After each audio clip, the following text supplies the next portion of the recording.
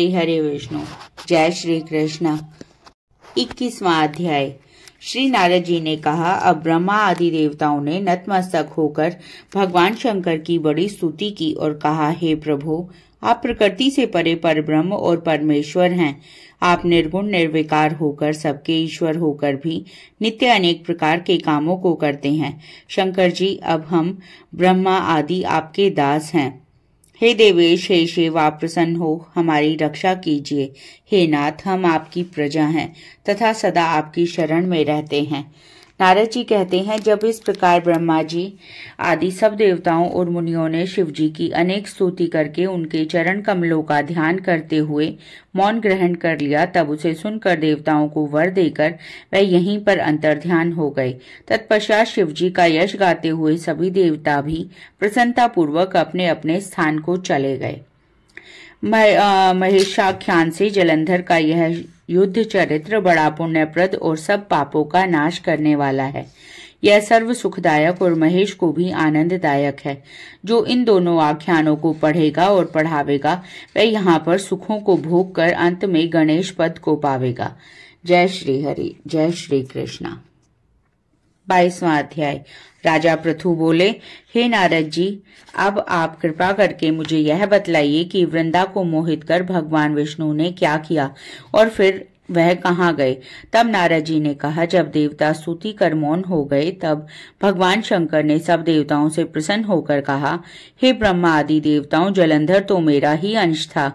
मैंने उसे तुम्हारे लिए नहीं मारा, किंतु यह मेरी सांसारिक लीला थी। फिर भी आप लोग यह सत्य कहिए कि इसमें आप सुखी हुए हैं या नहीं। अब तो ब्रह्मा आदि देवताओं के नेत्र हर्ष से खिल गए और उन्होंने शिव जी को प्रणाम करके विष्णु जी का वह सब वृतांत कह सुनाया जो उन्होंने बड़े प्रयत्न से वृंदा को मोहित किया था तथा वह अग्नि में प्रवेश कर परम गति को प्राप्त हुई थी। देवताओं ने यह भी कहा कि तभी से वृंदा की सुंदरता पर मोहित हुए विष्णु उनकी चिता की राख लपेटे इधर उधर घूमते हैं। अतएव आप उन्हें समझाइए, क्योंकि यह प्रकृति सदा चराचर आपके अधीन है। देवताओं से यह वृतांत सुन शंकर जी ने उन्हें अपनी दुस्तर माया समझाई और कहा कि यह सारा जगत उसी के अधीन है। उसी से मोहित विष्णु भी काम के वश हो गए हैं, परंतु महादेवी उमा त्रिदेवी की जननी सबसे परे हैं। वह मूल प्रकृति परम मनोहर और वही गिरिजा भी कहलाती हैं। अतएव विष्णु का मोह दूर करने के लिए आप सब उनकी शरण में जाइए। यदि वह प्रसन्न हो जाएंगी तो आपका सब कार्य हो जाएगा। भगवान शंकर की आज्ञा से सब देवता मूल प्रकृति को प्रसन्न करने के लिए चल पड़े। उनके स्थान पर पहुंचकर उनकी बड़ी स्तुति की और तब आकाशवाणी हुई, हे देवताओं, मैं 3 प्रकार से 3 गणों से पृथक होकर स्थित होती हूँ। सत्यगण से गौरी, रजोगुण से ज्योति रूप एवं अब आप लोग मेरी रक्षा से यदि सादर उन देवियों के पास जाओगे तो वह तुम्हारे सब मनोरथों को पूर्ण कर देंगी। यह वाणी सुनकर देवताओं के नेत्र खुल गए। वह भगवती का आदर करते हुए गौरी, लक्ष्मी और सरस्वती को प्रणाम करने लगे। सब देवताओं ने भक्ति पूर्वक उनका स्मरण किया। सब देवियां प्रकट हो गई। सब देवताओं ने प्रसन्न होकर भक्ति पूर्वक अपना निवेदन किया। देवियों ने कुछ बीज देकर कहा, आप इन्हें ले जाकर दे दो, तुम्हारे सब कार्य सिद्ध हो जाएंगे। ब्रह्मा आदि देवता उन बीजों को लेकर भगवान विष्णु के पास गए और उन्हें वृंदा की चिता भूमि में डाल दिया। उससे धात्री, मालती और तुलसी प्रकट हुई। भगवान विष्णु ने जो ही उन स्त्री रूप वाली वनस्पतियों को देखा वह उठ बैठे। कामासक्त चित्त से मोहित हो उनसे याचना करने लगे। धात्री और तुलसी ने उनसे प्रीति की। विष्णु जी सारा दुख भूलकर देवताओं से नमस्कृत होकर अपने लोक में चले गए। अब वह पूर्ववत सुखी होकर भगवान शंकर का स्मरण करने लगे। यह आख्यान शिव जी की भक्ति देने वाला है। जय श्री कृष्ण। 23वां अध्याय। नारद जी ने राजा पृथु से कहा, हे राजन, इसी कारण से उद्यापन में तुलसी की जड़ में भगवान विष्णु की पूजा की जाती है। तुलसी का मूल प्रदेश भगवान विष्णु को प्रसन्न करने वाला है। हे राजन, तुलसी का पौधा जिस घर में वर्तमान है वह घर तीर्थ स्वरूप है और उस घर में यम के दूत कभी नहीं आते। सब पापों का नाश करने वाला, अभिष्ट फल को देने वाला है। जो मनुष्य तुलसी का पौधा लगाता है वह यमराज को नहीं देखता। भगवती नम्रता का दर्शन, गंगा स्नान एवं तुलसी के पौधे का संसर्ग, यह तीनों पुण्यप्रद हैं। तुलसी का पौधा लगाने से, सींचने से, दर्शन से और तुलसी को छूने से कामिक, वाचिक, मानसिक आदि संपूर्ण पाप नष्ट हो जाते हैं। जो प्राणी तुलसी के दल से भगवान शंकर का पूजन करते हैं वह पुनः गर्भ में नहीं जाते। निसंदेह वे जीवन मुक्त हो जाते हैं।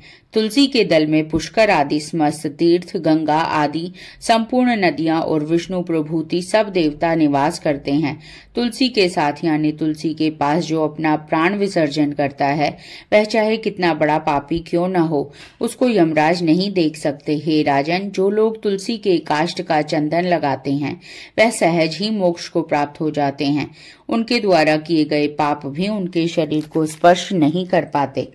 हे राजन, जहाँ तुलसी के वन की छाया हो वहां पर पितरों के निमित्त दिया हुआ दान सर्वदा के लिए अक्षय हो जाता है। हे राजन, आंवले के वृक्ष की छाया में जो प्राणी पिंडदान करते हैं उनके पितर यदि नरक की यातना भोग रहे हो तो भी मुक्त हो जाते हैं। सिर, हाथ, मुंह और देह में आंवले को धारण करते हैं उनको विष्णु रूप जानना चाहिए। आंवले के फल और तुलसी के दलों को पानी में मिलाकर जो प्राणी स्नान करते हैं उनको गंगा स्नान का फल मिलता है।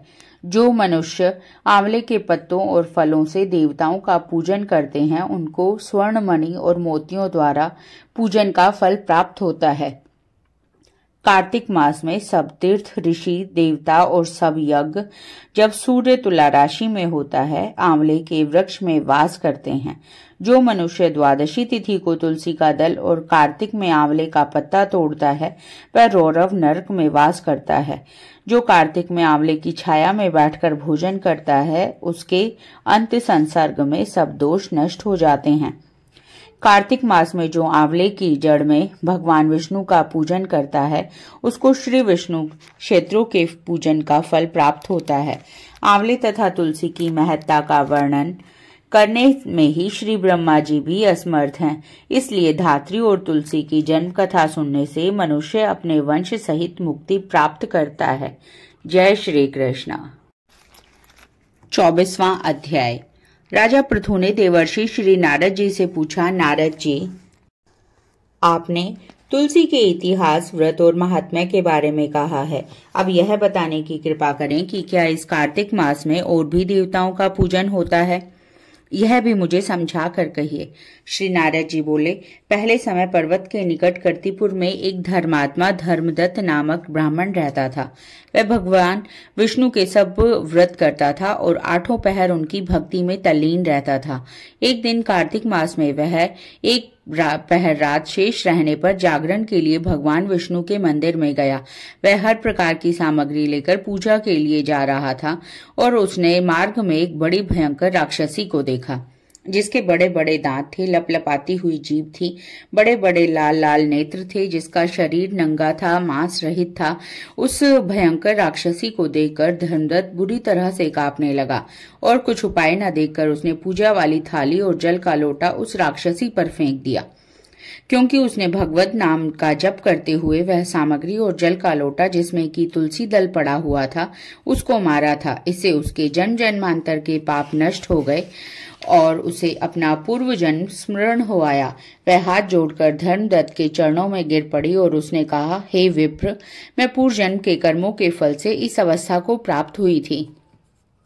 नारद जी ने कहा, हे राजन, उसको इस प्रकार प्रणाम करते देख अति विस्मित होकर धर्मदत्त ने पूछा, तेरी यह अवस्था किस कर्म के फल से हुई है?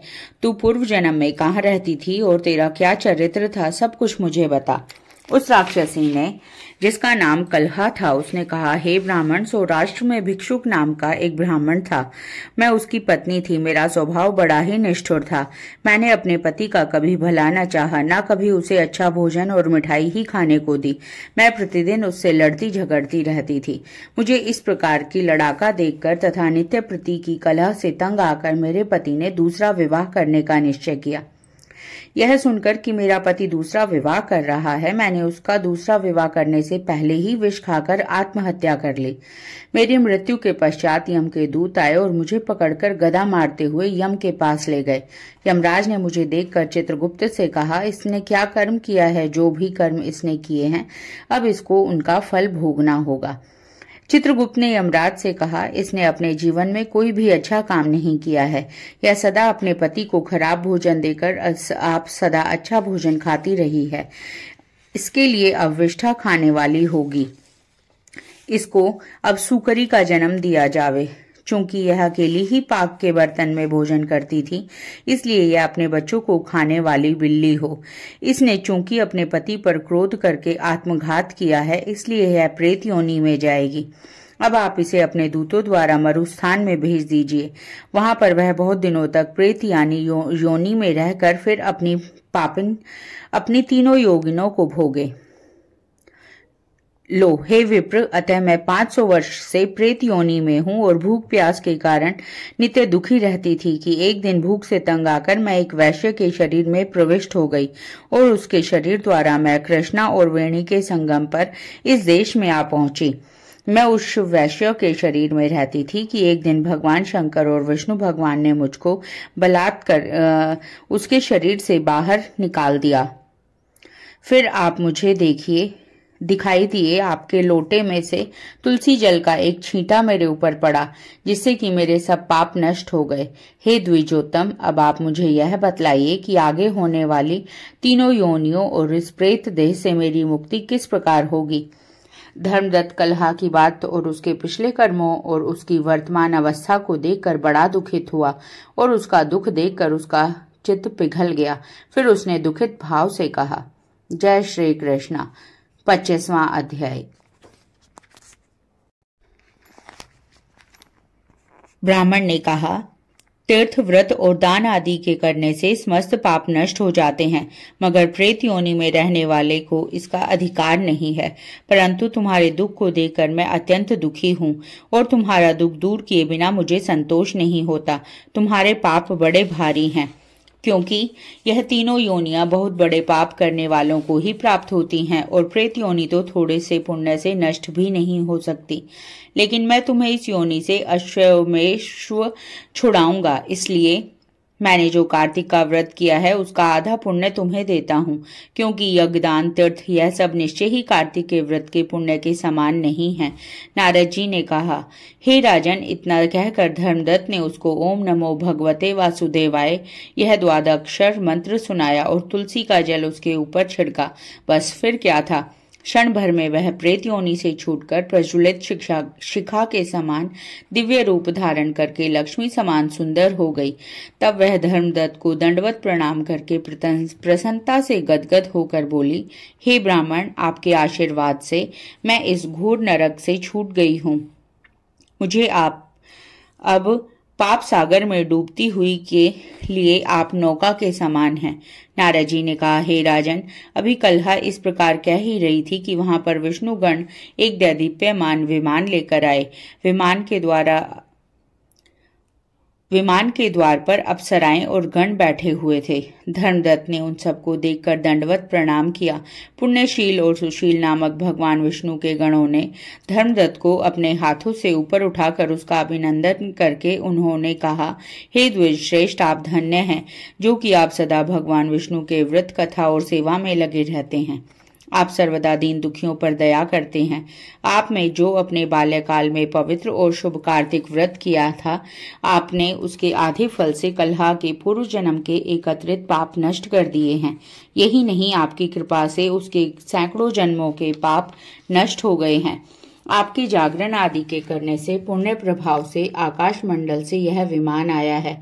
हे ब्राह्मण, अब हम इसे भांति भांति के भोगों से युक्त वैकुंठ में ले जा रहे हैं। आपके दान पुण्य के प्रभाव से, कार्तिक व्रत या तुलसी पूजा के प्रभाव से यह सब भगवान विष्णु के निकट रहेंगे। आप भी इस जन्म के पश्चात अपनी दोनों स्त्रियों सहित वैकुंठ लोक में भगवान विष्णु के समीप रहोगे और मुक्ति को प्राप्त करोगे। हे दया सागर, वह मनुष्य धन्य है और जन्म उन्हीं का फलीभूत है जिन्होंने की तुम्हारी तरह भगवान विष्णु की भक्ति की है, क्योंकि भगवान विष्णु अपने भक्तों का भला क्या नहीं देते। वह सब कुछ देते हैं जिन्होंने प्राचीन काल में उत्तानपाद के पुत्र को ध्रुव स्थान में पहुंचाया, जिसके स्मरण मात्र से प्राणियों की सद्गति हो जाती है। प्राचीन काल में भगवान विष्णु केवल अपने नाम के स्मरण से ही ग्रह द्वारा पकड़े हुए हाथी को हस्ती योनि से मुक्त करके जय नाम देकर अपना पार्षद बना लेते हैं। तुमने उसी विष्णु की सेवा की है, इसी से तुम अपनी दोनों स्त्रियों सहित 1000 वर्ष तक विष्णु भगवान के समीप निवास करोगे। जब तुम्हारा पुण्य क्षीण हो जाएगा, तब तुम पृथ्वी पर सूर्यवंश में अपनी दोनों स्त्रियों के साथ दशरथ के नाम से प्रसिद्ध राजा होोगे, और यह कलहा तुम्हारे आधे पुण्य का भागीदारी होने के कारण तुम्हारी तीसरी भार्या होगी। भगवान विष्णु तुम्हारे पुत्र के रूप में तुम्हारे निकट रहेंगे और देवताओं का कार्य करेंगे। भगवान विष्णु को प्रसन्न करने वाले तुम्हारे कार्तिक व्रत से अधिक महत्वपूर्ण यहाँ दान तीर्थ आदि को और कोई भी नहीं है। हे दया सागर, तुम धन्य हो, क्योंकि तुमने जगत गुरु भगवान विष्णु को प्रसन्न करने के लिए कार्तिक का व्रत किया, जिसके आधे पुण्य के फल की भागीदारी इस कलहा को इस समय हम अपने साथ विष्णु लोक ले जा रहे हैं। जय श्री हरि विष्णु, जय श्री कृष्णा।